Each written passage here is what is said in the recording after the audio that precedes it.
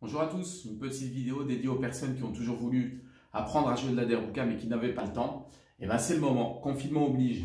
On va commencer par un premier rythme de base très simple, mais avant on va voir la position de l'instrument et les frappes.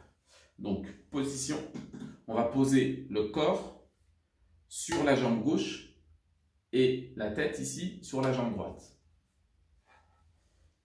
Donc petite information, c'est une position pour droitier. Pour gaucher, c'est tout à l'inverse.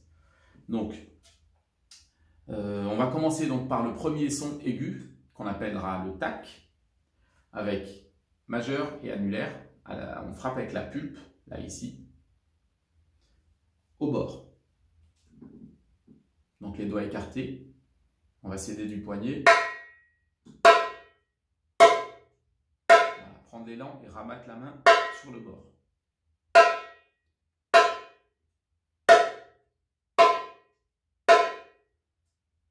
Si vous remarquez bien, ma frappe ne s'arrête pas au contact.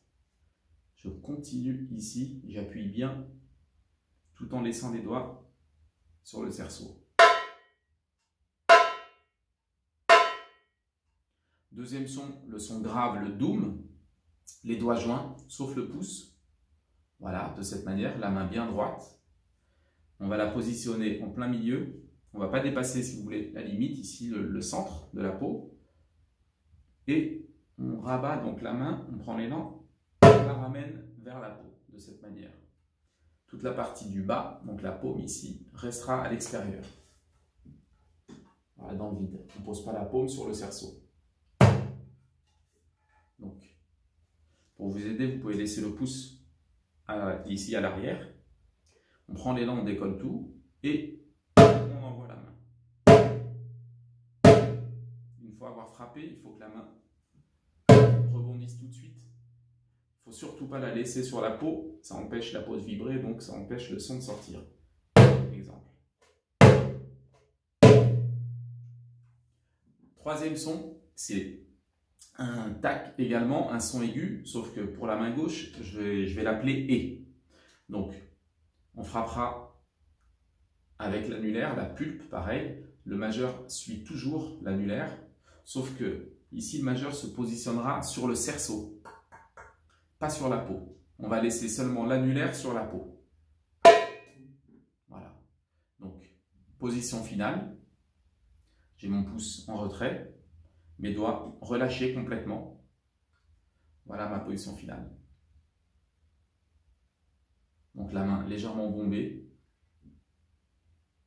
Voilà. Je n'ai pas la main posée comme ça à plat sur l'instrument. J'ai un creux ici, on va appeler ça la caisse de résonance. Et les doigts relâchés complètement. Donc on prend l'élan. Et on distribue, on dépose. On laisse tomber la main. Il faut que la main ait du poids, il faut que ce soit bien lourd. Les doigts complètement relâchés. Le but, c'est d'envoyer ces deux doigts-là, majeur, annulaire, ici, donc le majeur sur le cerceau et l'annulaire sur la peau. L'index viendra se poser sur le pouce, naturellement. Donc, voilà, de cette manière, il ne faut aucune pression. C'est vraiment complètement relâché. Le petit doigt suit toujours le mouvement.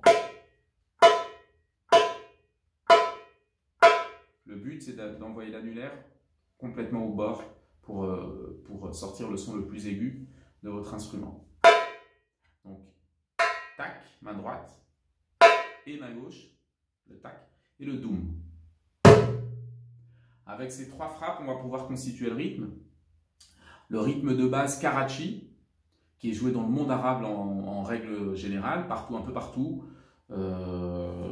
Sauf que chaque pays, chaque culture va l'interpréter. On va commencer par une base très simple qui fait, c'est un rythme en deux temps, donc ça fait 1, 2, tac, et tac, doum, tac, et tac, doum, tac, tac, doum, tac, tac, doum, 1, 2, 1, 2, tac, et tac, doum, tac,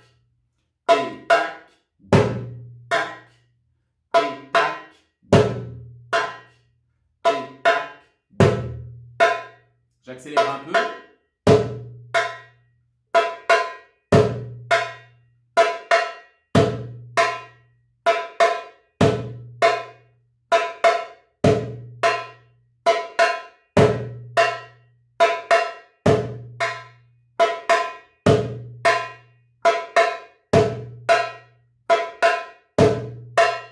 Voilà une première base, évidemment, ça s'ornemente. Et donc, pour un premier essai, comme ça, à la maison tout seul, je vous conseille de travailler ça. Et puis, si vous voulez rejoindre mes cours en ligne, n'hésitez pas à me contacter par message privé. Et voilà, je vous dis à très bientôt. Je vais faire une seconde vidéo pour les plus avancés. Et je sais qu'on me demande régulièrement le rythme marocain, donc ternaire marocain, Sha'bi Maghrebi, que je vais faire sur cette vidéo prochaine. Je vous dis à très bientôt et n'hésitez pas à m'envoyer des messages.